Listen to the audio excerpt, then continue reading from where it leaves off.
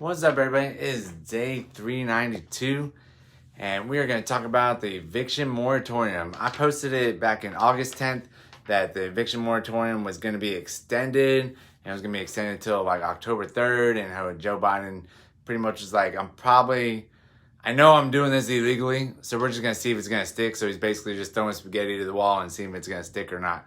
And guess what? It did not stick. The Supreme Court did not let the spaghetti stick today, or actually last night. So let's go over it real quick. Basically, it's time to focus on rental assistance is pretty much all this really does. They put out the rental assistance program and nobody's really used it. I think there's 50 billion and they've only used like 3 million of it. So SCOTUS ended the CDC's eviction moratorium Thursday night by giving much needed relief to the American small housing providers facing financial hardship. So basically, the small business owners that have like 2 or 3 homes, or maybe 1 or 2, they can finally kick their people out if they're not going to pay, or they're going to push them into getting rental assistance to be able to help them out instead of just sitting there living rent free, spending their money on God knows whatever they were doing. So in a 6-3 ruling, a majority of justices agreed that the stay on the lower court's order finding the CDC eviction moratorium to be unlawful. That's great news, like super good news for landlords. Probably bad news for tenants, but really good news for small business owners and landlords. Let's see here. The moratorium has put the applicants along with millions of landlords across the country at risk of irreparable harm by depriving them of rent payments with no guarantee of eventually recovering those payments. The cause was brought by the Georgia and Alabama Associations of Realtors and other property providers with the NAR's National Association of Realtors help that they helped do. So basically, they went to bat at the smaller courts.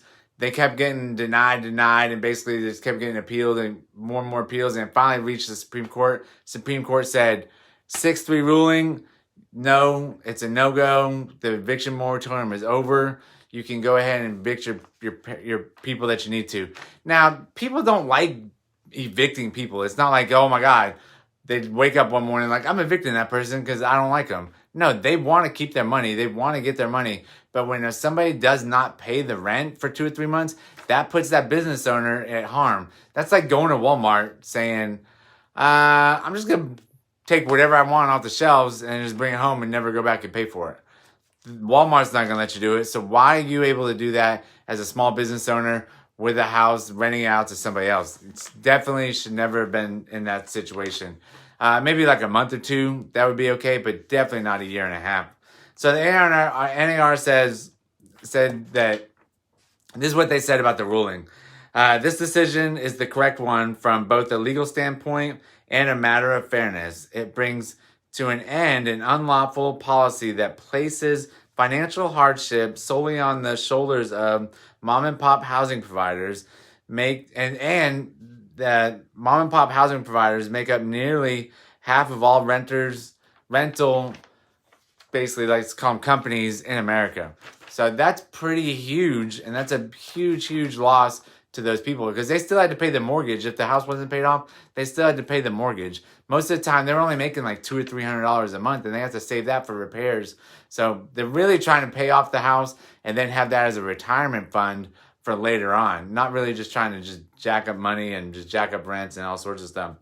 So now's the time to use the $50 billion of aid to cover up to 1.5 years of combined future and past rents, and their utilities.